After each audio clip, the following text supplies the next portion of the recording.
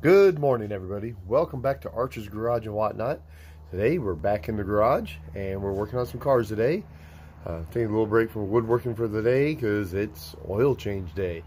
But you're not going to watch me change oil. I'm not going to make you do that. Unless you want to, leave a comment down in the comments and show you how to change oil.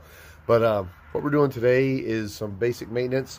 We're going to start off with cruise control switches and my Focus. I've got a 2011 Ford Focus. That's my daily driver. And between dropping the kids off and my drive to and from work, put about 100 miles on the car a day. And I love cruise control. I would use cruise control in my neighborhood if I could. I just hate using the gas pedal. I've got a bad knee, and if I don't move my leg around enough, it'll lock up on me. So I've come to love cruise control. Problem is, on this car, I've got 200,000 miles on it. And the buttons are now sticking and they don't work all the time. So I'm going to show you guys how to do the job with basic hand tools in your own space, so you don't have to pay somebody an ungodly amount of money to do this, or you don't have to deal with it. You can have your cruise control and not go broke fixing it. I think I want to say I picked this up for less than $50 online, and oh, it pays to shop too, because I almost bought it on Amazon, and my wife went online and found it at a dealership for less money than on Amazon. So do your shopping. So anyhow, guys, I'm going to set you guys up and I'll show you the easy way to replace these. Anybody can do it with basic hand tools. You can do it right there in your garage. So I'll be right back. All right, so here we are. It's going to be a little bit hard to see this first step, but I'll try to get you guys through it. So the first thing we need to do in this first step is we want to move the wheel all the way up. So you got your steering wheel adjuster down. You can put the wheel up or down, right? So move the wheel up. Then you go under here. Let's see if you guys can see this. Under here, inside the wheel part. Doggone, this is gonna be hard for you guys to see. There's a latch in here. Yeah, you're not going to be able to see it. But anyway, there's 3 latches that hold the airbag on. And you get in there with a flathead screwdriver. And you pop those latches up. And then the steering wheel will come off. You see, this is the button we're replacing here. Yeah, it gets a lot of use. A lot of miles on that old girl. But anyway, when I turn it on, it works fine. But if I remember right, the positive doesn't work, so when you go to set your steering or set the cruise control, that doesn't work. So I have to set it with this one. Sometimes when I hit resume, it doesn't work. So anyway, that's why I replaced it. So back to the wheel. So there's 3 tabs on the back side of the airbag. Remove the airbag and get it out of your way, and we'll be able to get to the switches. All right, let me get those tabs. All right, guys. So the lighting's not very good in here, but what you need to do, see if I can get you a better view. See that little rod? It goes through over here. So you need to push this down and then kind of pry it up at the same time. Once you get it down, kind of go up with it. And then this is the locking tab that holds the airbag in. And this rod holds that tab. So you push that down and up, and then the airbag will come out. And there's 3 of those. All right, so let me continue on. All right, so after a short while, you don't have a little space down there. I'm a big guy, you know. And anyway, got those pieces loose and the airbag pops out. So here is what I'm talking about. This rod helps hold these guys in, these guys here. So you have to get that off of there. See, there's a spot back here that it kind of sets in. Sorry, the filming isn't that great today, guys. Anyway, there's a spot in there. I don't know if you can see that. But anyway, that goes in there. You just have to get it. Oh, can you see me pressing it? See how it moves out of the way? But you do that with a screwdriver. So I had a flathead screwdriver. Now picture you're on the back side of this. And essentially what you wanted is move that. See how it goes? So that's that. All right, let me get the airbag out of your way. Just simply unplug it. I've disconnected the battery out there. I had to close my hood because I've got a neighbor that likes to complain to the HOA. But anyhow, so you disconnect your battery, allow time for some discharge to happen, so you reduce the chances of this thing popping in your face. You don't want that. That'd be ugly. All right, guys, I'll be right back. All right, I'm gonna try it this way. I'm just gonna try to move the airbag out of the way without unplugging it. I'm a firm believer in don't touch it if you don't have to. So I'm gonna leave it plugged in.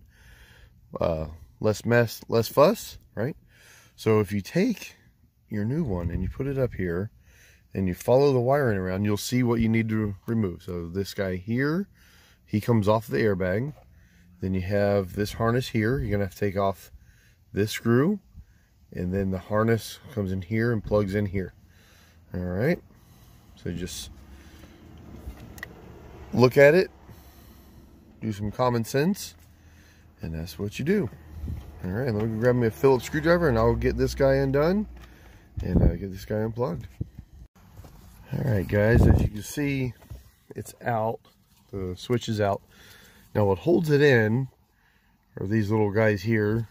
No screw, just little push pins, and it goes in just like that.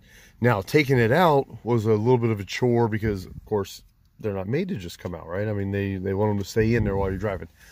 So this stuff here is flexible, so you get in there with your screwdriver and you pop it out. I'm gonna have to do a little bit of a deviation here. So my switch that I ordered doesn't have the wiring to work on the radio button. I should have gone ahead and gotten both of those. So anyway, I'm going to skin this wire back and make sure it all will work when I get done. So I'm going to have to move some of the wires in the original plug into the new plug. It doesn't have enough, so that way my radio will work with my radio controls here. Alright, guys, so I wasn't going to film this because it's slow and it's boring, but I thought, well, what if the person that's watching this video runs into the same issue I did? So anyway, so I'm going to film this. To change these wires, what I'm going to do, I'm going to take them out of this plug and plug them into the back of this plug. So I verified that the wires are the same for this one as they are into this one. The ones that are necessary are the same. So what I did, I pulled this cap off. This is what locks them all in, right? So you just take a screwdriver on both sides, you take that off. Get that out of your way. Then what holds these guys in here, there's a little tab, and it locks down on the back side of these guys. You can't really see it in the video, but I'll show you. So you take a punch and you put it in here. See if I can see that. And basically what you're doing, you're lifting that tab, then you pull on the corresponding wire. See if I can, sorry guys. So you put it in there. Right. Then the wire comes out. See? So it's just, what the tab's doing is just locking on this guy here. So once you get all those out, then you take the same ones out on this guy. Now what I recommend is one at a time. I do this one, now I'm going to come to this one and do it there. And then I'm going to come back to this one, do another one, and do the same one. That way you're not trying to say, wow, where was that? Or you can take a picture of it.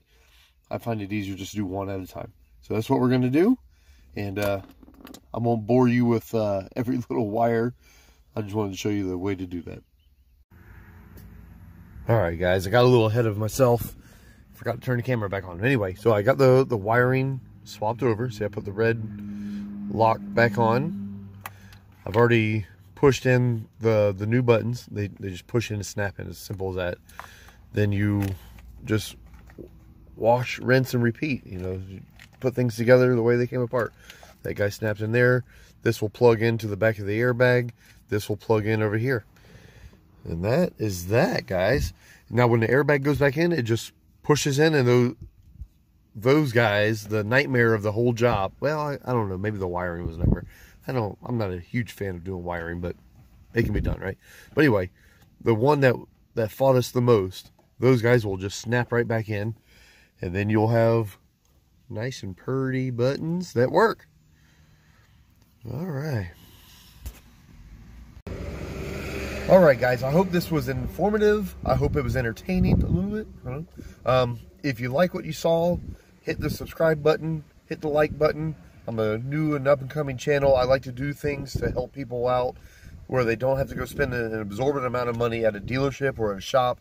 Things that you can do with basic hand tools in your garage. I use the punch to remove the wires, and I used a flathead screwdriver to get those bars out, and a 10mm to disconnect the battery, and this job's done. So why would you pay, I don't know, a few $100s at a minimum at a dealership? Because they're going to charge you $80, $90 an hour plus your diagnosis fee plus your parts. I think I paid right around 50 bucks ish for that switch. My wife would know all that. Anyway, and then it cost me literally nothing to do it. So, like I said, if you like what you saw, you want to learn how to do things yourself with basic hand tools and save mucho money, subscribe, like, and I'll see you next time on Archer's Garage and Whatnot. Thank you, guys.